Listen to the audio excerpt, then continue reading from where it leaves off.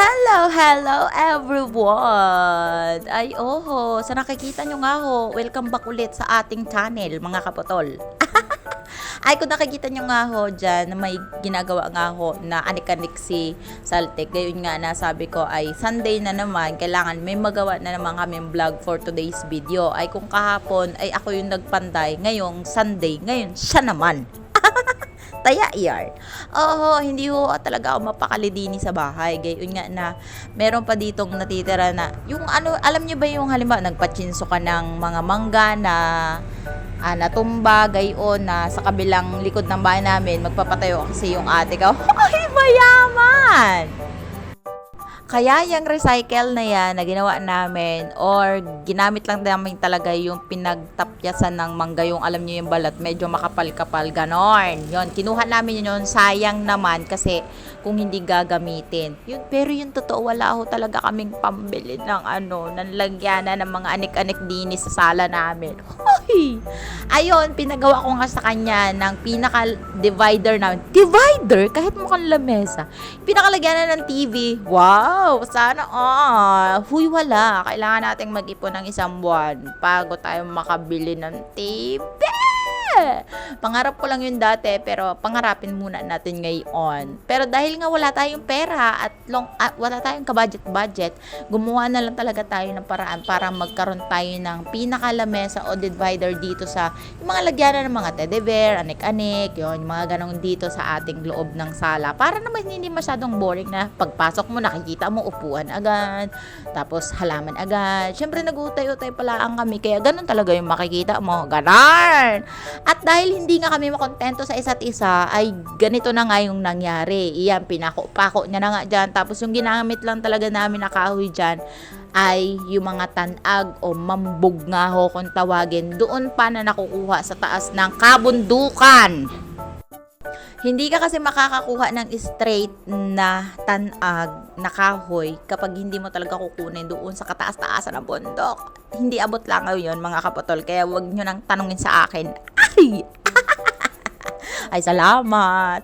Ano nga akong ginawa na laang dyan ng paraan ni Mister. Gayon nga na kailangan din talaga naming gawa ng paraan para nga kahit papaano naman ay meron naman kaming gamit dito. Ay, pasensya na kayo guys kung ganyan lang yung munting gamit namin. Syempre nga dahil nga nag-uumpisa lang kami dito sa aming bahay, ay pagbigay nyo na kami. Huy, yung iba nga wala, di ba? At least kahit papaano may ganyan kami naiisip. Ganon! Ayun nga ho, pinagdikit lang ho namin yan, dalawang pinutol na yan, tabla nga ho, na sabi ko, hayaan mo na yung mga liko-liko na yan, gayon nga na design niya pa yan.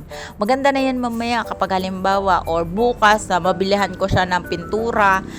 Kasi yung bala ko dyan mga kapotol, lilihahin ko lang mga kapotol, yung na yan, yung pinaka-tabla niya na yan, para kuminis, tapos gumanda-ganda. Hindi ko na siya didikitan ng mga wallpaper, kasi ayoko naman pumahit. Gusto ko kasi yung mga kahoy-kahoy lang, ganon. Tapos yung pinakapaan niya, bala ko na lang yan ng pinturahan ng white. Ay! Para mukhang aesthetic naman kahit papaano hindi naman halatang gayan lang ang ating lagyanan. Ay, salamat!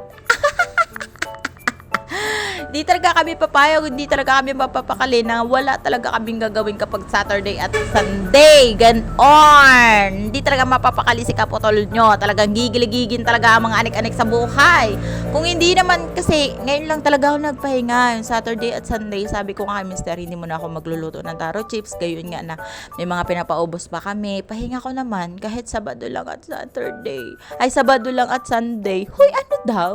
Ayun, for today's video ay nakikita nyo nga ho na parang medyo okay na, gayon. Tapos sabi ko, hala, ang ganda pala nung nalabasan kahit mukhang hindi.